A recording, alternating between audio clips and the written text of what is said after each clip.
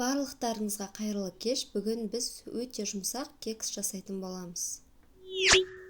Ол үшін ең алдымен 2 жұмыртқамызды және қантымызды салып араластырып аламыз.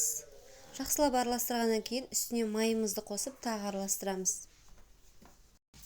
Кейін оған бөлме температурасындағы жылы сүтімізді де қосамыз. Енді ең соңынан құрғақ ингредиенттеріміз, яғни ұн мен разрыхителді бірнеше бөліктерге бөліп қосатын боламыз.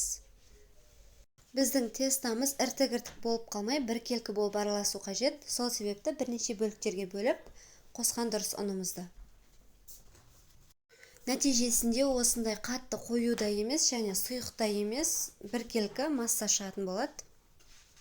Енді осы тестамызды формаларымызға шет-шетінен салып шығамыз.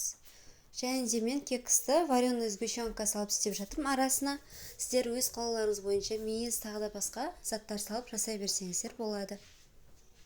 Вареный сгущенкамен жасайтын болсаңыздар, видеода көрсетілгендей ең алдымен формамызға аз-аздан ғана салып аламыз тестамызды.